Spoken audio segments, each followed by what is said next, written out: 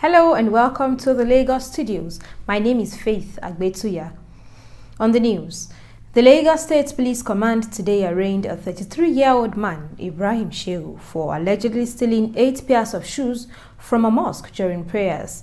Shehu was said to have been caught with the shoes belonging to Ibrahim Balogun Mukaila and Sahid Ewenla, the complainants.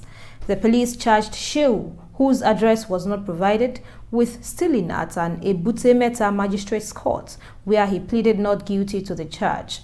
The prosecutor, Inspector Kehinde Olatunde, had told the court that the defendants committed the offense over a period of 8 months at the Okobaba Ayetoro Central Mosque, Ebute Meta.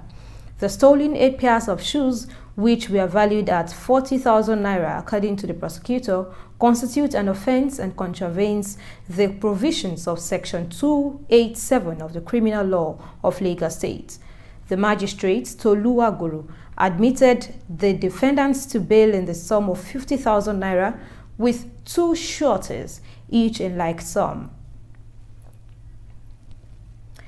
In the face of various killings and security issues in the country, some concerned Nigerians have asked the federal government to look into adopting workable policies to put a stop to the loss of lives and properties in the northwestern part of the country.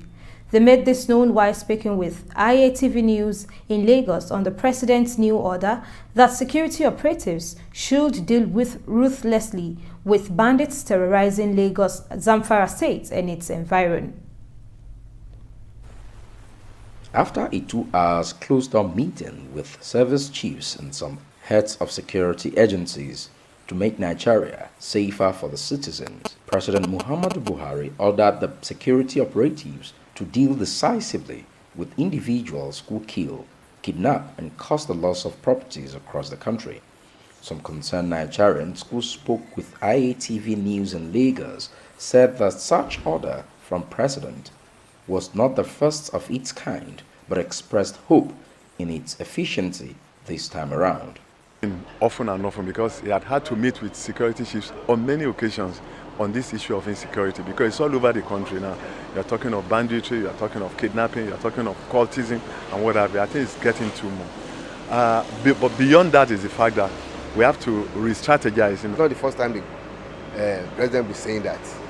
But the point is this: if the government on its own is serious about this problem of security, you don't say it has to be, they have to go ruthless. There are other ways. They also suggest that the federal government should have a symbolic relationship with traditional rulers and embrace community policing to effectively tackle the problem of insecurity in the country.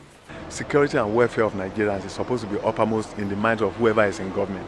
And it appears life is very cheap in killing people is the order of the day.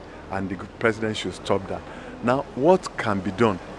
In the first instance, we don't have the number of security agencies we should have.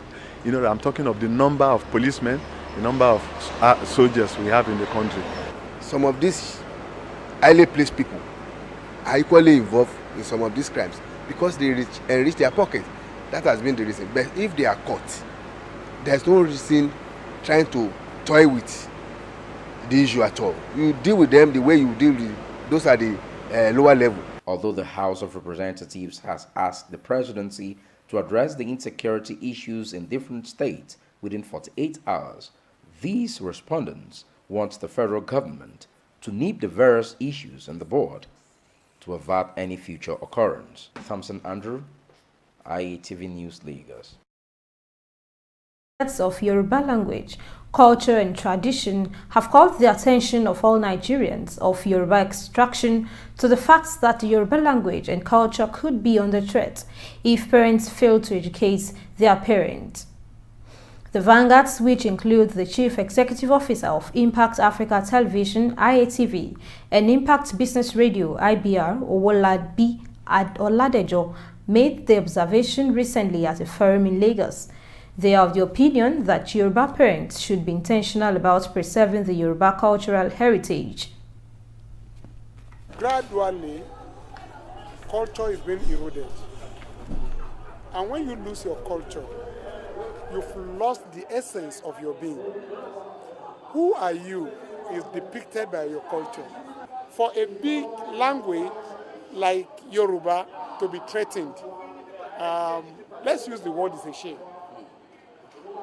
So we should do whatever we can to see how to revive it.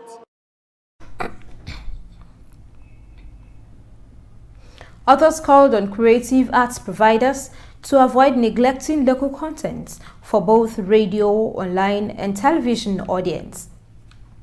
When we're in school, we'll be taught in English language. So when we're at home, we should, of course, learn to speak our local dialect. So for me, if you continue to insist that, oh, it's English, then our culture is dying, our super heritage is dying. So please, I want to appeal to all parents that encourage the children to speak our local language. There's no Igbo boy in Lagos, Nigeria that cannot speak Igbo. There's no Hausa boy in Lagos, Nigeria that cannot speak Hausa. But 1,001.999 Yoruba boys cannot speak Yoruba. They speak English. Because even daddies and parents that cannot even speak good English will speak English to them. They urged parents to consciously educate their words on the Yoruba language and culture. And pen pushers, media practitioners have been advised to bring back the investigative journalism legacies of the profession's founding fathers. A clergy gave the charge during a courtesy visit of the association to his church. He called on the stakeholders of the media industry to consciously guard the profession against political interference. At the moment, I think what you have more is reportage. You are not doing it. That's why you, the manager, always push the source of the story. That's a normal comment if you know where is the source of your story. He noted that the Nigerian media ranked high in the days of Dele Giwa, when investigative reporting was the order of the day.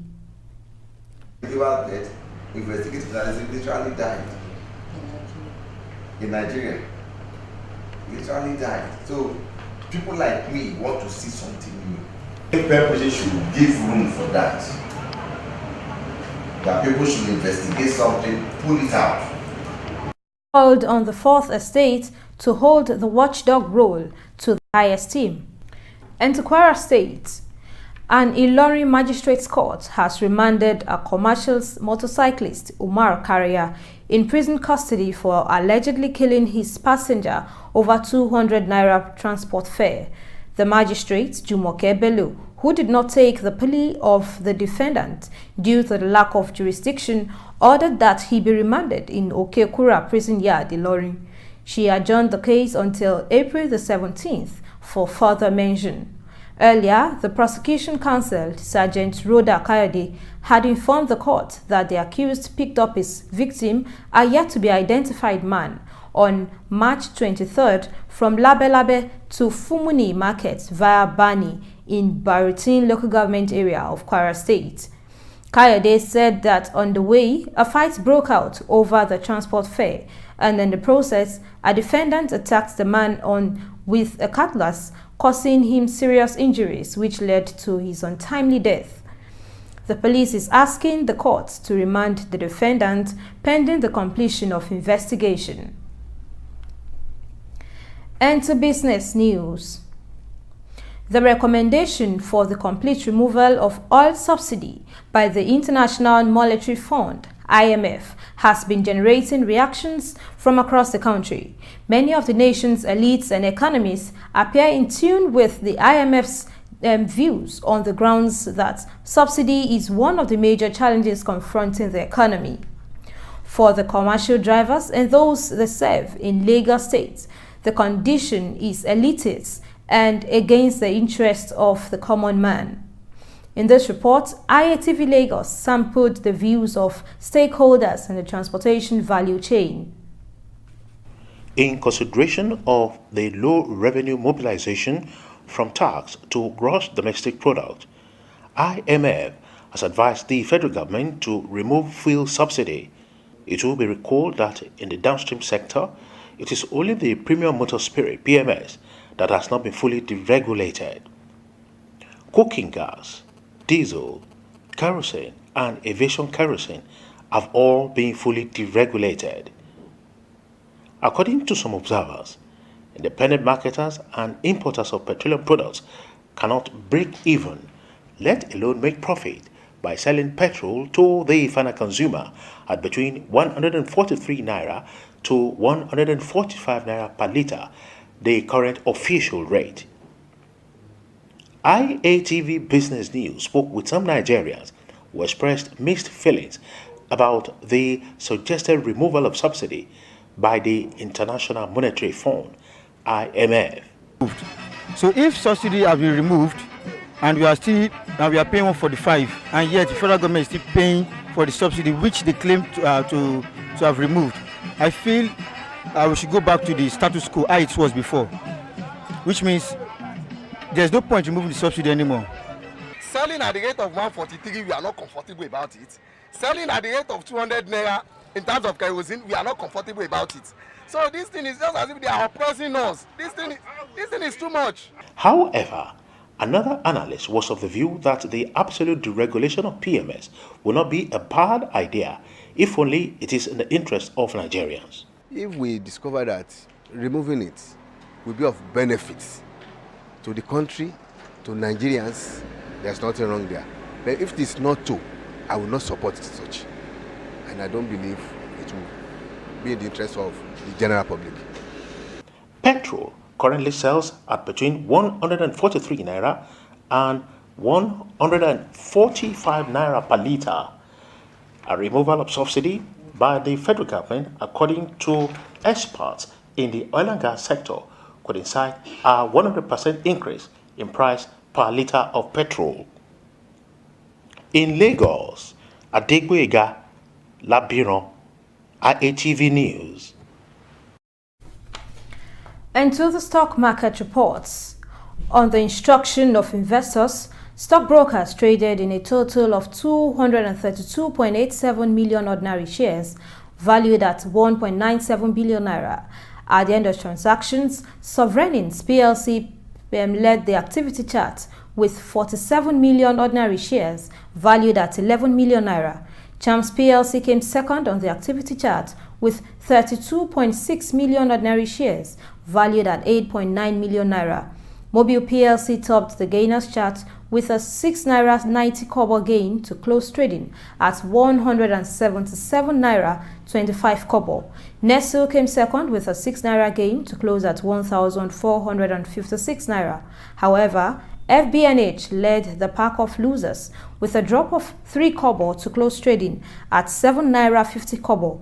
NEM PLC dropped 19 kobo to close dealings at 21 naira 1 kobo, while All Share Index closed today's trading at 29,560.47 points, all in a total of 2,677 transactions, and market capitalization came to a close at 11.023 trillion naira.